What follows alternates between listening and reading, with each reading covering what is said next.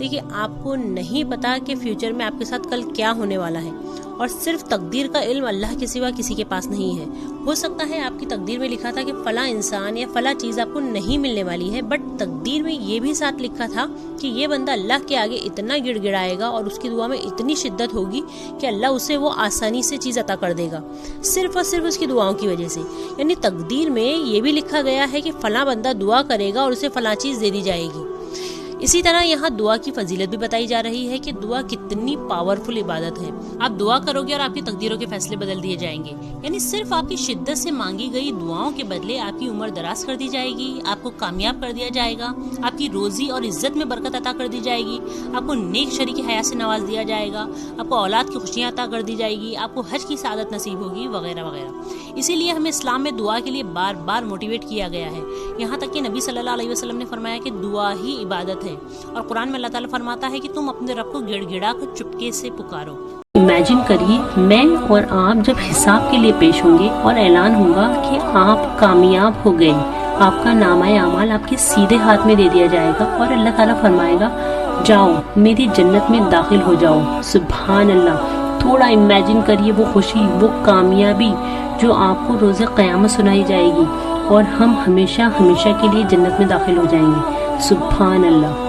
مگر اسی طرح ہمیں دوسرا رخ بھی امیجن کرنا ہے کہ میں اور آپ حساب کے لیے پیش ہوں گے اور اعلان ہوگا ہم ناکام ہو گئے، اور ہمارا نامہ اعمال ہمارے الٹے ہاتھ میں دے دیا جائے گا، اور اللہ جہنم کو مقام محشر میں لانے کا حکم دے گا، اور جب 70,000 فرشتے جہنم کو کھینچ کھینچ کر لائیں گے۔ دیکھیے جہنم میں ایک بہت بڑی حقیقت ہے، یاد رکھیے یہ ایک بہت بڑی فزیکل چیز ہے۔ بہت سے لوگوں کا ماننا ہے کہ ارے یہ تو صرف ڈرانے کے لیے ہے، جی نہیں، 70,000 فرشتوں کا جہنم کو پل کر کے کھینچ کے لانا کوئی مذاق کی بات نہیں ہے، یاد رکھیے۔ دیکھیے اللہ نے جب بھی پردے کے تعلق سے قرآن میں خطاب کیا ہے یا احکام کو بیان کیا ہے تو کہا یا ایھا الذین آمنوا، اے وہ لوگوں جو ایمان لائے ہو، یعنی ایمان والوں سے خطاب کیا، ایمان والیوں سے خطاب نہیں کیا، اس لیے کہ ایمان والیاں ایمان والوں کے تحت ہوتی ہیں، یعنی عورتیں ماتحت ہوتی ہیں مردوں کے۔ Men are protectors and maintainers of women. اگر پروٹیکٹر اینڈ مینٹینرز ہی پردے کی امپورٹنٹ کو چھوڑ دیں اور پیرنٹس اور ہسبینڈ اپنے بیوی بچوں سے کہیں کہ یہ پردہ وغیرہ یہ سب پرانی باتیں ہیں، اس کے استعمال سے بیکورڈ لگتے ہیں، تو پھر عورتیں پردہ چھوڑ دیتی ہیں۔ یعنی عورتیں تو ذمہ دار ہیں ہی، مرد حضرات بھی اس کے ذمہ دار ہیں۔ جب پردے کا حکم دماغ میں آئے تو آپ صرف عورتوں کو یاد نہ کریں بلکہ یاد کر لیں کہ پردے کا حکم سب سے پہلے مرد کو آیا ہے۔ قرآن میں اللہ تعالیٰ فرماتا ہے کہ کہہ دو مومن مردوں سے کہ اپنی نگاہیں نیچی رکھیں۔ اس لیے ہم بھائیوں سے بھی ریکویسٹ کریں گے کہ وہ اپنی نگاہوں کا پردہ کریں اور ساتھ اپنے گھر کی عورتوں کو بھی پردے کی پابندی کروائیں۔ حجاب کا مقصد ہے کہ لوگ آپ کو نہ دیکھیں، مگر جب فٹنگ اور ڈائمنڈ سے سجے ہوئے حجاب ہوں گے تو اسپیشلی لوگ آپ کو پلٹ کر دیکھیں گے۔ پھر کیا مطلب ہوا حجاب کا؟ آج کل برقعے ایسے ہوتے ہیں لگتا ہے انہیں بھی ایک برقعے کی ضرورت ہے۔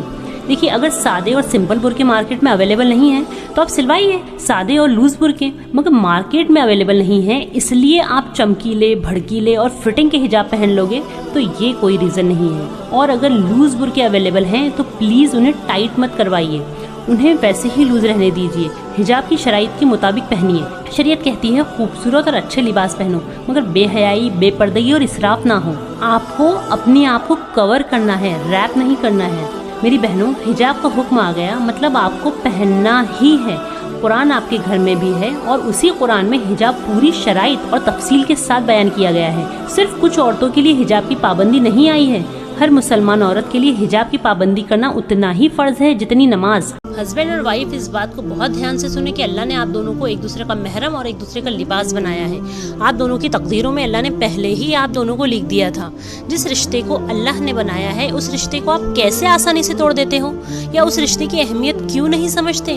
مرد کیسے اپنی وائف سے بدتمیزی سے بات کرتے ہیں ذرا غور کریں، اور وہ بیویاں بھی غور سے سنیں جو اپنے شوہروں سے اونچی آواز میں بات کرتی ہیں۔ یہ آپ نے محبت بھرے رشتے کو کیا سے کیا بنا دیا ہے؟ آپ کیا عجیب رول پلے کر رہے ہیں اس رشتے میں؟ بیوی زبان دراز، شوہر سخت مزاج، عجیب بات ہے۔ جھگڑے کہاں نہیں ہوتے ہیں بتائیے؟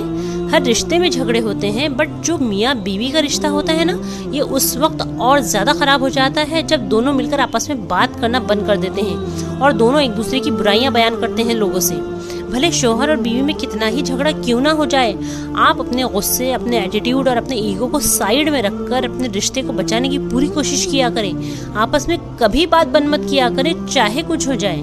آپ دونوں کو اللہ نے اس لیے ایک دوسرے کا محرم و لباس نہیں بنایا ہے کہ آپ دونوں آئے دن ایک دوسرے کو ڈیگریڈ کریں اور اس رشتے کو صبح شام بے عزت کریں. نہیں میرے بھائی بہنوں، ایک دوسرے سے محبت سے رہا کریں. اللہ تعالیٰ نے اس رشتے میں محبت اور الفت رکھی ہے. جتنا پاسبل ہو سکے آپسی جھگڑے آپس میں ہی سلجھانے کی کوشش کیا کریں. اپنے روم کے اندر ہی اپنے معاملات سلجھا لیا کریں تاکہ روم کے باہر کے لوگوں کو بھنک بھی نہ پڑے اور نہ ہی کوئی تھرڈ پرسن آ کر آپ کی لائف میں انٹرفیئر کرے. اور چاہے جتنی آپ کو ہمت جٹانی پڑے، دل پر پتھر رکھ لیجئے، صبر کر لیجئے، برداشت کر لیجئے، مگر اس اہم رشتے کو مت توڑیے جسے اللہ تعالیٰ نے جوڑا ہے. دیکھیے آپسی جھگڑوں کو آپس میں ہی سلجھانے کی کوشش کیا کریں. بالکل طلاق تک نوبت نہ آنے دیا کریں. یہ رشتہ بہت اہم ہے، یہ رشتہ آپ کو جنت تک لے جا سکتا ہے. پلیز اپنی زندگی میں ہی اس رشتے کو جہنم نہ بنائیں. دیکھیے میاں بیوی کو چاہیے کہ ایک دوسرے کے حقوق کو اور ایک دوسرے کی اہمیت کو پہچانیں. حضور صلی اللہ علیہ وسلم نے بار بار تاکید کی ہے کہ عورتوں کے ساتھ بھلائی کا معاملہ کیا کریں. اس لیے میرے بھائیوں، آپ عورتوں کے معاملے میں بہت بہت محتاط رہا کریں. جتنا پاسبل ہو سکے اپنی بیوی کو خوش کرنے کی کوشش کیا کریں اور اس کی چھوٹی موٹی غلطیوں کو اور باتوں کو معاف کر دیا کریں.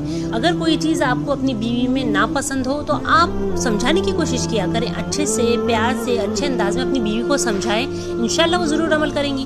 اور بیویوں کو بھی چاہیے کہ وہ اپنے شوہر کی پسند ناپسند کا خیال رکھیں، ان کے لیے تیار ہوا کریں، ان کے لیے ہر وہ کام کیا کریں جو انہیں پسند ہے. ہر آئے دن وہ کام کیا کریں جس سے آپ کے رشتے میں خوبصورتی، محبت اور سکون پیدا ہو تاکہ لوگ آپ کو دیکھ کے رشک کریں. اور یہ جتنی وقت کو برباد کرنے کی عادتوں میں، بے مطلب سی ایکٹیویٹیز میں آپ نے اپنے آپ کو بزی کر لیا ہے، یہ سب ایک دن یہی رہ جائے گا. اگر کوئی ساتھ جائیں گے قبر میں تو وہ ہے آپ کے اعمال. یہ آپ کے ہزاروں فرینڈز، فالوورز، ایون آپ کے پیرنٹس تک آپ کے ساتھ قبر میں نہیں آئیں گے. دیکھیے ہو سکتا ہے دنیا میں آپ بہت فیمس ہستی ہوں، VIP ہوں، آپ بہت لگژریس لائف جی رہے ہوں. آپ اپنی سنگنگ سے، ڈانسنگ سے، ماڈلنگ سے، ایکٹنگ سے، اپنی بے پردگی سے، خود کی نمائش کر کے یا شو آف وغیرہ سے لوگوں کو اپنا دیوانہ بنا لیتے ہوں گے. مگر کیا یہی سارے فرینڈز، فالوورز آ کر آپ کے عذاب قبر کو کم کر دیں گے یا قبر کے فرشتوں سے مقابلہ کر سکیں گے؟ یہی سارے لوگ جنہیں امپریس کرنے کے چکر میں آپ نے اللہ کو ناراض کیا، کیا یہی سارے آ کر قبر کے سانپ بچھوؤں سے، قبر کو تنگ ہونے سے یا قبر کے بھیانک اندھیروں سے آپ کو بچا لیں گے؟ آف کورس نہیں. دیکھیے آپ کتنے ہی حسین ترین، امیر ترین، ذہین. دیکھیے اولاد انسان کی آنکھوں کی ٹھنڈک ہوتی ہے اور اولاد کا ہونا اللہ کا بہت بڑا احسان اور اس کا انعام ہے. تو اگر کسی کی اولاد نہیں ہے تو اس کے لیے بھی دعا سکھائی گئی ہے. ابراہیم علیہ السلام کی دعا ہے کہ ربی حبلی من الصالحین، یعنی اے میرے رب مجھے نیک اور صالح اولاد عطا فرما. پھر اللہ نے ان کی دعا سن لی اور انہیں اولاد عطا کر دی گئی. دیکھیے اولاد کے معاملے میں یا کسی بھی معاملے میں اللہ سے نا امید نہیں ہوا کریں، بلکہ دعائیں کیا کریں اور اللہ پر بھروسہ کیا کریں. دیکھیے ہمیشہ اولاد کے لیے دعا مانگتے وقت یا کسی کو دعا دیتے وقت یہی دعا کریں کہ اللہ نیک اور صالح اولاد عطا فرمائے. یہ نہیں کہ اللہ تجھے چاند سا بیٹا دے وغیرہ، کیونکہ بیٹا ہو یا بیٹی اس کا نیک ہونا بہت امپورٹنٹ ہوتا ہے. اس لیے ہمیشہ نیک صالح اولاد کے لیے دعائیں کریں. دیکھیے اولاد کی طرف سے مایوس نہ ہو. آپ زکریا علیہ السلام کی مثال لے لیں، یہ بہت ویلیوبل لیسن ہے ہمارے لیے کہ وہ اولاد کے لیے بڑھاپے تک بھی اللہ سے مایوس نہیں ہوئے اور دعائیں مانگتے رہے. ان کی دعا یہ تھی کہ ربی حبلی من لدنک ذریۃ طیبہ انک سمیع الدعاء. دیکھیے اولاد کے لیے نبیوں کی بھی دعائیں کریں اور اپنے الفاظوں میں بھی اللہ سے خوب دعائیں کریں. دیکھیے یہ کچھ شارٹ دعائیں ہیں جنہیں ان طاق راتوں میں پڑھ کر آپ بہت آسانی سے فائدہ حاصل کر سکتے ہیں. سب سے پہلے ہے اللہم انی اسألک الجنہ. نبی صلی اللہ علیہ وسلم نے فرمایا کہ جس نے 3 مرتبہ جنت کا سوال کیا تو جنت خود کہتی ہے کہ اے اللہ اسے جنت میں داخل فرما.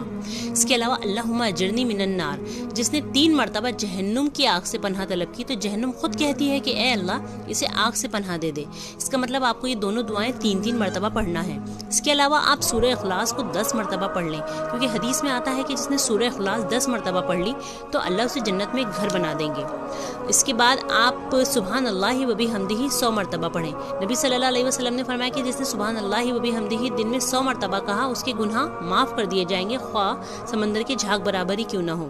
اس کے علاوہ نبی صلی اللہ علیہ وسلم نے فرمایا کہ جس نے استغفر اللہ الذی لا الہ الا هو الحی القیوم واتوب الیہ پڑھ لیا اس کے تمام گناہ معاف ہو جائیں گے، اگرچہ وہ میدان جنگ سے ہی بھاگ گیا ہو. اس لیے ان دعاؤں کو ضرور देखिए इस्तग़फ़ार एक बहुत बेहतरीन और फ़ायदा हासिल करने वाला अमल है अगर हम इसे सीरियसली लें तो। देखिए अमल सिर्फ एक है मगर फ़ायदे बहुत ज़्यादा हैं। तो आइए देखते हैं सूरह नूह में इस्तग़फ़ार के फ़ायदे। पहला फ़ायदा इस्तग़फ़ार का ये है कि अल्लाह ताला मूसलाधार बारिश बरसाएगा। देखिए भले ही हम सब टेक्नोलॉजी में कितने ही आगे बढ़ गए हों मगर बारिश ना होने से कितना नुकसान होता है आज हम सभी जानते हैं। एक पूरा सिस्टम, खेती बाड़ी वगैरह सब डिस्टर्ब होकर रह जाती है। इसलिए इस्तग़फ़ार करें ताकि अल्लाह ताला मूसलाधार बारिश बरसाए। इसके अलावा मालो दौलत में इजाफा होगा। आज हर इंसान चाहता है कि उसके पास मालो दौलत की फरावानी हो और यहाँ हमें कितना सिंपल अमल बताया जा रहा है कि अगर इस्तग़फ़ार करोगे तो मालो दौलत में बरकत अता कर दी जाएगी, यानी थोड़ा है तो बहुत हो जाएगा। इसके अलावा अल्लाह ताला इस्तग़फ़ार करने से औलाद में इजाफा करेगा। देखिए जो बे औलाद हैं या जिन्हें और औलाद की ख्वाहिश है वो सब इस्तग़फ़ार को कसरत से पढ़ें ताकि अल्लाह ताला उन्हें औलाद से नवाजे। इसके अलावा अल्लाह ताला बेहतरीन बाग और नेमतें देगा और उन बागों से नहरें निकाल देगा। यानी इस्तग़फ़ार से गुनाह तो माफ़ हो रहे हैं, साथ बोनस में इतना कुछ अता किया जा रहा है। देखिए इबादतों की थकावटें तो उतर जाती हैं मगर आपके नामाए आमाल में इसका अज्र सवाब हमेशा मौजूद होता है। अब देखिए पिछले साल रमज़ान में आपने जो भी इबादतें की थी क्या आपको इसकी कुछ भी तकलीफ या थकावट याद है? नहीं ना, मगर आपके नामाए आमाल में इसका अज्र सवाब अब भी मौजूद है। देखिए अगर आपको लग रहा है कि आप इस रमज़ान के आखिरी अशरे में काफ़ी थक चुके हैं और रात भर जागकर अब आपसे इतनी इबादतें नहीं हो पाएंगी जितनी करने का हुक्म दिया गया है, तो कुरान की इस आयत को याद रखें कि रमज़ान के दिन गिनती के चंद दिन हैं, यानी बस चंद दिन आप अपने आप को इबादतें कर करके थोड़ा सा और थका लें। यकीन माने आपकी ये लिमिटेड और टेम्पररी थकावट आपको परमानेंट जन्नत का हकदार बना देंगी इंशाअल्लाह।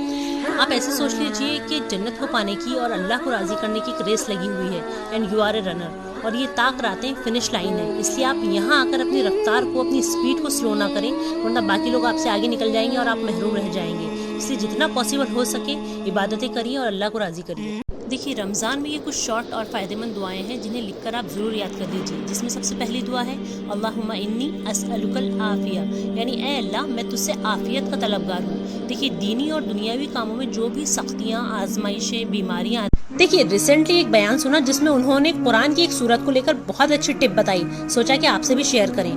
तो देखिए सूरह मुल्क कुरान की एक ऐसी पावरफुल सूरत है जो उसके पढ़ने वाले को अज़ाब कब्र से बचाएगी, प्रोटेक्ट करेगी, डिफेंस करेगी।